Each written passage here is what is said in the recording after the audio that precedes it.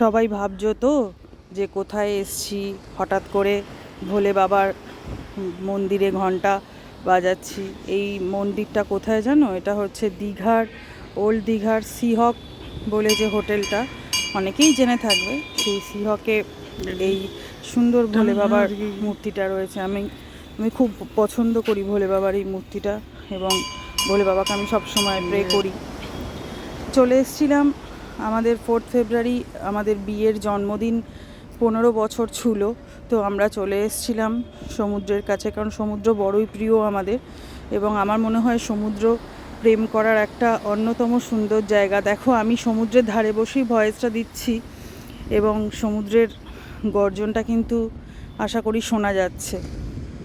আর সমুদ্র আমাদেরকে এত টানে, আমার না পাহাড়ের থেকে বেশি সমুদ্র যেন আমাকে ভীষণ টানে। আর আমি খুব ভালোবাসি সমুদ্র উপভোগ করতে।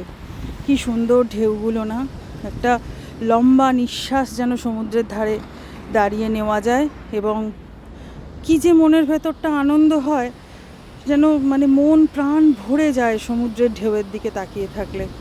আমি প্রচণ্ড ভালোবাসি সমুদ্র দেখতে। আর যখন বাড়ি চলে যাই না সমুদ্রকে টাটা করে, তখন আমার খুব মন খারাপ হয়। আমি এই ভিডিওটা জুড়ে বেশি সমুদ্রের ক্লিপসই নিয়েছি, কারণ আমার মনে হলো তোমাদের হয়তো দেখতে ভালো লাগবে। আমার যেমন সমুদ্রের ভিডিও দেখলে আমি ঘন্টার পর ঘন্টা কাটিয়ে দেব। আমার ভীষণ ভালো লাগে সমুদ্রের ভিডিও দেখতে, আমি খুব পছন্দও করি।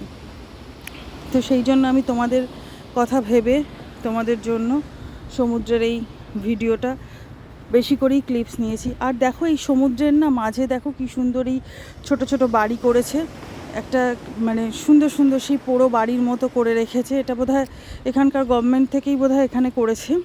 তো আমি এটা শর্টসও দিয়েছি। আর দীঘাটাকে না আগের থেকে অনেক বেশি সুন্দর করে সাজিয়েছে।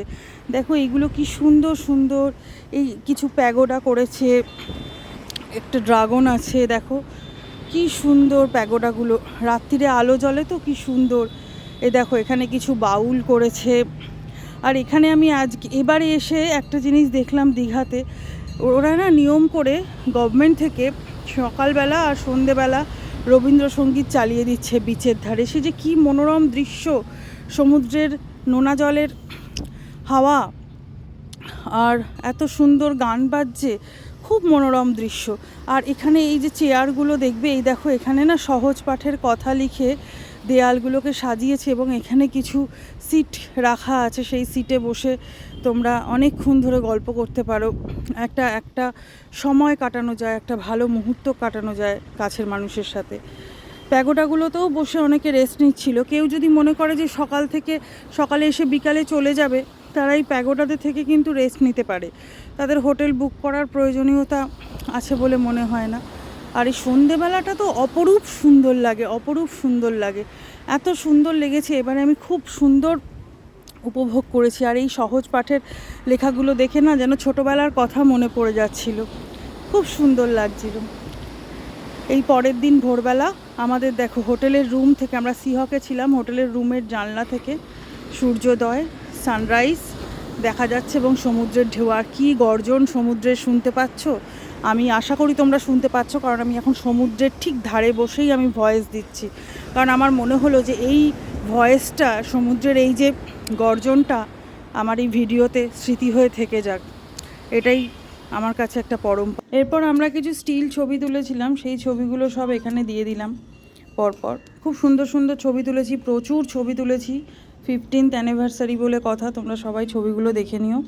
আর ওয়েদারটা খুব ভালো ছিল, তো রোদের তেজ সেরকম খুব একটা প্রখর ছিল না, সূর্যি মামা সেরকম খুব একটা কালকে রেগে রেগে ছিল না, ওই জন্য আমরা ছবি তুলতে পেরেছি। আর এই যে একটা নৌকো দেখেছিলাম বিচের ধারে, আমারও একটু কেত মারা স্বভাব, কেত মেরে একটা ছবি তুলে নিলাম। প্রচুর ছবি তুলেছি কালকে, খুব আনন্দ করেছি। অনেক ছবি আছে, দেখো আস্তে আস্তে ছবিগুলো আসবে। আর দীঘাটা এত সুন্দর করেছে, এত সুন্দর করেছে, মানে সত্যি খুব ভালো সময় কাটানো যায়। এবার সূর্যি মামার বিদায়ের পালা, তো একটা ছবি আমার বর তুলেই দিল। সন্ধে হচ্ছে আস্তে আস্তে, এগুলো সব বিকেলের দিকের ছবি। এটা দেখো কীরকম আমার বর মজা করে ছবি তুলেছে। এই সন্ধেবেলায় আবার কিছু ছবি তুলে রাতে ডিনার সেরে তারপরে বাড়ি ফিরেছি।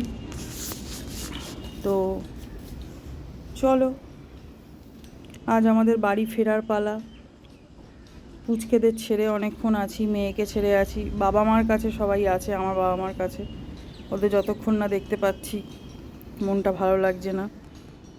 খালি এখন অপেক্ষায় আছি কখন বাড়ি যাব আর ওদের সবাইকে গিয়ে দেখব, এই আর কি। আর ভিডিওটা শেষ করার সময় আরও একবার সমুদ্রর সাথে তোমাদের দেখা করিয়ে দিলাম। দেখো সবাই, আর ছুটি ছাটা পেলেই চট করে একবার দীঘা ঘুরে যাবো, আশা করি খুব ভালো লাগবে, কারণ আমার খুব প্রিয় জায়গা এই সমুদ্র সৈকত।